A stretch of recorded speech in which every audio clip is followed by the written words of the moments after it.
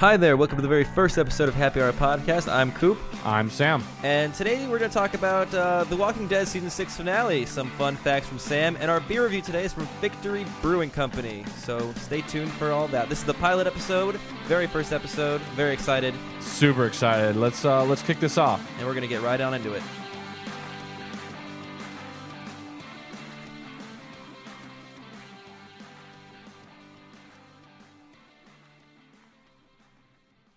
All right. Wow. So, The Walking Dead was absolutely insane. The last episode. This was one of my favorite season finales, actually, and I'm a big fan of The Walking Dead.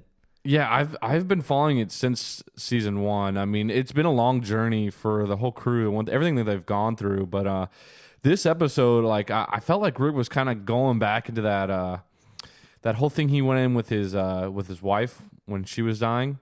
Remember, he went through that like crazy phase where he was like walking around like crazy and stuff. Like he had that look on his face. Broke down. Yeah, it was pretty crazy. serious. So basically, what happened is that Spoiler alert. yeah, spoiler A little alert. The whole gang kind of went in to help this other group out because they were getting killed and taking all their supplies. So Rick and the group of guys went in there and took out these people, some of the people called the Saviors. And so basically they wiped out this one base and kind of didn't realize how large of a army, I guess you could say, that Negan actually had. So Negan's kind of like the new supervillain that's going on, which he's pretty badass. I mean, honestly, I think he's the best villain they've had so far on the show. Definitely my favorite as far as in the comics because I read a majority of the comics. I haven't caught up with the latest stuff, but in the comics so far that I've read, he is definitely my favorite bad guy. Yeah, I mean, with the coming out of the mobile home and then having the bat on his back with the barbed wire wrapped around Lucille, amazing. Yeah, and just his whole demeanor and everything that he said and the way he acted, you know, doing the eeny, meeny, miny, mo on top of everybody's heads, like, who is it going to be? And then, of course, they leave you with a cliffhanger of who died. Oh, that pissed me off. So Nobody died all season, and then somebody dies, and you don't even know who it is. And they had, like, some of the best people in the lineup. Yeah, out of the, 12 people that they had lined up ready to die, one of them is dead. And it's literally one of the main characters. No, definitely. So who do you, in your theories, or who do you think it could be? I think it's going to be Glenn. And only because, another spoiler alert, it's Glenn in the comics that Negan beats the fuck out of with Lucille. Yeah, you know, I heard that theory too, but I also feel like the show itself has kind of moved a little away from the comics. They have a lot. So, in my opinion, I think it was, what's his name? The guy that gave him the ammo. Eugene. I think it was Eugene because right before the end of the episode, before they got captured, Eugene gave Rick the whole outline on how to make ammunition. And it was kind of like his going away thing, Yeah, like his last hurrah. Kind of like he knew he wasn't coming back type deal. Yeah, I don't think it's Daryl. Daryl's too much of an impact popular. Yeah, he's way too popular. It's definitely not Carl because he said if Carl or his son moves, I'll feed his other eyeball to his dad. So you know it wasn't Rick. And he also said, he took it like a champ when he was hitting him with the bat. Yeah. So we know it's not a female either. So who does that leave? That leaves Daryl. Yeah. Well, we said it wasn't going to be Daryl. I don't think it's Daryl. Redhead dude with the mustache. I'm horrible with names. Oh, Abraham. It's either him, Glenn, or Eugene. I definitely think it's Glenn. Yeah, it's a big possibility. I mean, it's kind of funny how like zombies are kind of like secondary to the actual TV show now. This whole show it's not even about the zombies. Like zombies aren't even the problem. That's just a nuisance. The real problem is other people. Yeah, it's definitely gotten to that point. So, what do you think, in your opinion, what do you think is going to happen from here on out? Like, what do you think when the next episode happens? What do you think is going to come around? Wow. Well, I mean, they got a lot to build on. I think it's all going to boil down to Rick, the group, just getting back into their natural swing of things and taking over Negan, like taking all that on and eventually overcoming that. Yeah, well, just definitely like they did with the governor. Yeah, I think it's going to have. I think let's talk about that stupid bitch Carol for a minute here. This lady is like, 1 minute she wants to be a badass and tell the girl to look at the flowers and shoot her in the back of the head, and then second, now she's all of a sudden like, oh, I can't kill anybody. I can't kill for the people I love. Sensitive. I like, okay, lady, like, no. So she's wandered off. She used to be a badass. Yeah, and what's his name? Found him. Morgan. Yeah. Morgan found him, and so he's like going through a revelation with her, and it's kind of funny that he ended up having to kill that guy because she got shot 3 times. So she's pretty fucked up. She is definitely fucked up. Yeah, so she was like ready to die and stuff like that, but then the other group of people came up. So yeah, I don't think they're part of the group that they were helping protect. They're a whole Hilltop? different. No. I don't No, think they're so not part of the either. Hilltop clan. So I they're think definitely still part of they're obviously part of the surrounding areas. You know? No, definitely, but they have horses and spear and cool looking body armor kind of deal looking on.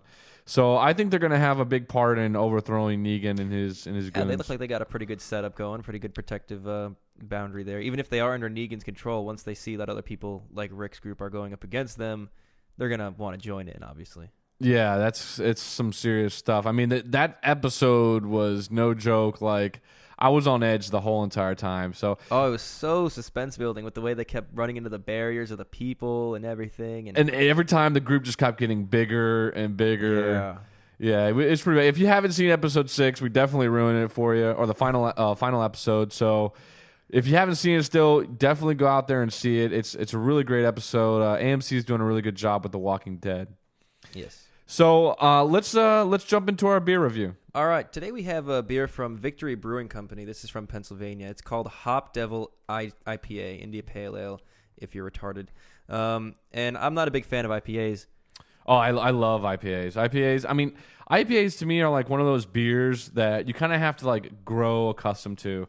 It's not like something you can just like, you want to get into craft beer and you just start with a really strong IPA. Like that could totally like turn you off. Definitely turns you off. I know that I've tried some. I tried a bunch of different beers, but I don't like all of them. I know you have a wider appreciation for all the different kinds of craft beers, but it's just not my cup of tea, at least not yet. As you said, it takes time to adjust to the taste. But. Yeah, it's funny. Out of all beers on different things that I've been on, and I haven't drank in a little while, the one thing I always seem to end up craving is an IPA. I don't know. It's weird. Like the bitterness, the malt that comes in along with it. It's just like this weird, amazing like euphoria that it gives you, or it gives me at least. And I definitely enjoy them. Yeah, it sounds like you're describing a beergasm.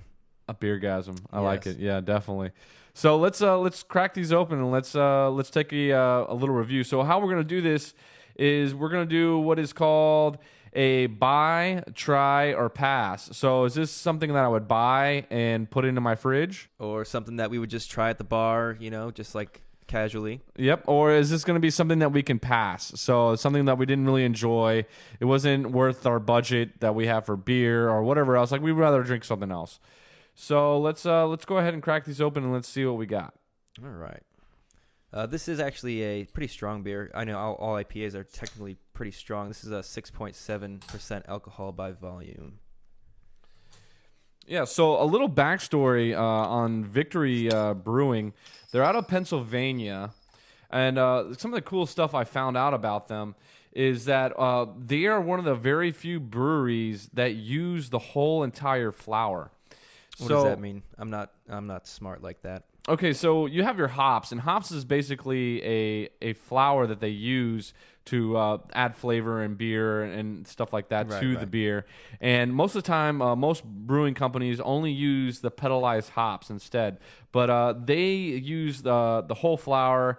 It's more of like a purer form, and they believe it comes out with a better flavor and aroma for the beer. Okay. So let's give it a try. Cheers. All right, cheers.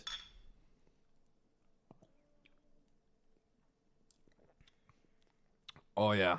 That's not as hoppy as I thought it was going to be. It's definitely not hoppy. Yeah. It's not. It doesn't have that lingering taste that a lot of IPAs have. Yeah, like the really bitter stuff. You end up like smacking your lips almost. Yeah. But it's definitely a very strong beer. You could taste the alcohol. Definitely. Yeah, it's a 6.7 alcohol by volume. It's definitely very strong. It's one of those beers that you definitely, after one or two of them, you're going to be feeling pretty good. Oh yeah. You definitely can get a really nice enhanced flavor from they use German malts for this beer, and they use a whole flower American hops for the hops. But it's definitely got a very bold and spicy taste to it. Yeah, it's not bad. It's crisp. I like that aspect of it, that it's crisp, and I'm not a big fan of IPAs, so the lack of bitterness is definitely a turn on for me. Yeah, they can definitely they have that.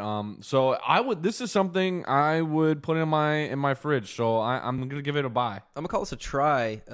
One thing we should actually go over is the price you're gonna pay at like a bar or a restaurant or something. This particular one, I found it at a local restaurant here for $6.50 for a bottle, for a 12-ounce bottle. Yeah, that's a little pricey. I mean, but then again, you're paying $1 almost per percentage of alcohol. Yeah, it is very strong, so it's going to be worth your money. I'm going to call it a try. I wouldn't necessarily buy this and put it in my fridge, but if I was out and they had this, I might be inclined to have it there at the place at the bar.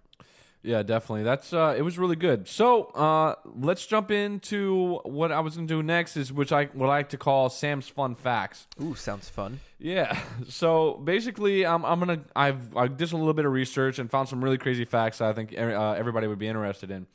So the first one that I found was that American Airlines saved $40,000 in 1987 by eliminating one olive from each salad in first class. One olive. Jesus Christ. Really? So, I mean, trying to put this in perspective, first of all, what are these Greek olives? Are these Kalamaliv olives? I don't know if that matters. I mean, I think, are they pitted? Do they have the little red thing inside of them? I never really understood what the little red thing was. See, inside. this is why I fly United, because we get all of the olives. Yeah. No, but it's super weird to think that's one olive they would save $40,000. That's insane. Like, Airlines are getting so cheap. What if So I just cheap. Only used three toilet paper plies instead of just They probably 6 or save 7? even more money on just using one ply toilet I think paper it's in just the the bathrooms. quantity. They probably buy it in mass quantity. All right. Another thing I found was that people spend about 2 weeks of their lives in traffic lights. God, I hate fucking traffic. So I think it's even higher here in Virginia where we're at, because I seem like every time I hit a traffic light, it's red. I think so too. I mean, it depends on the streets you take too. So I know most traffic lights, they have that sensor underneath. It's a magnetic, the magnetic one. yeah, magnetic Yeah. sensor. So it sets off a timer. So it's supposed to go faster. I know, if you have a driver a smaller car, or if you have a motorcycle, it might not be able to. You might not have enough It's metal in way your car. harder to pick up the signal with the motorcycle. I know that from experience. That's a pain in the ass sometimes. Yeah, and then a majority of them I think are by timers. Yeah, I think they do a lot of the camera ones where they do rush hour traffic lights where it's on the timer, on the dot. Every lane gets a particular amount of time. Another funny thing I found out. Crosswalks. Those little buttons they have to cross. Did you know that 90% of the crosswalks in New York City are just there to calm people down? They're not even attached. They don't even work. They don't even work. They're not even attached to anything. But people are always in a the rush. buttons? Yeah, people just People always hit the buttons. There was faster, literally faster. I was reading this article that there was a guy that swore by that there was some special tap pattern Morse code that would instantly change it, and it was definitely disproven. So I thought that was pretty funny. That is pretty funny. I mean, I would feel much more calm if I was hitting the button instead of just standing there waiting for the light to turn green for me. Yeah, it would be totally weird. So another funny weird fact that I found out, that in Bahrain, love Bahrain. Bahrain's pretty awesome. A male gynecologist can only examine a woman's private parts through a mirror. Through a mirror. He cannot. He has to do all of his operation reversed. So he can't physically look at her vagina, but if he's looking through the mirror, he's good. It's like Medusa or something. That seems like an occupational hazard. What if he slips up because it's reversed? I mean, obviously he's trained that way for his whole life in that country to do that, but that's a pain in the ass. Or vagina, depending on what he's using. Yeah, so do they have the same deal with... Well, I don't think There's no male gynecologist for like dudes. Yeah, I don't think there's a male gynecologist. I mean, what if my balls need to be checked out? Do I like sit in a little saddle thing and put the feet in the stirrups? Yeah, my feet in the stirrups. That'd be kind of funny. Some more funny facts. I found out turtles can breathe through their butts. Yeah, I actually knew that one. That one's true. I knew that one. Yeah, I can also breathe through my butt as well. You can actually ask my girlfriend. She knows all about it. It's pretty blowing funny. bubbles. Yes. One more and last crazy fact that I found out that donkeys kill more people annually than plane crashes. Well, flying is the safest way to travel. Yeah, and they're jackasses, complete idiot. Those assholes. jackasses. Yeah, no, I mean that'd be kind of crazy. I mean, who would think like what kind of person like if you were to get killed by a donkey and just to like end up like at your funeral? Oh, you would be the laughing stock of the funeral. Yeah, like that's pretty weird. Like I couldn't imagine like of all ways to die, like you actually die by a donkey. Like that's got to be It's pretty bad. pretty shitty death. Yeah, that's pretty weird. There's a million better ways to go out. Yeah, no, definitely. There's so yeah, thank you guys for listening to our first podcast. My name is Sam. And I'm Coop, obviously. Yeah, so thanks for listening in. Well, we're going to be doing shows every Wednesday. We're going to be changing it up. Eventually, we're going to get into a live stream. We're going to be taking callers. This is just our first pilot episode, so we're kind of getting the swing of things. Yeah, I wanted to keep it short and simple, to the point. Yeah, absolutely. So if you guys want to, you guys can follow us on Facebook and also YouTube. We'll be sending out those links here very shortly. Thank you guys for listening, and definitely come back and listen to us again. Yep, thanks. And if you have any beers in your local area that you'd like us to review and you want to try out, let us know in the comments, wherever, Facebook and everything, and we'll try our best to get those beers and review those for you.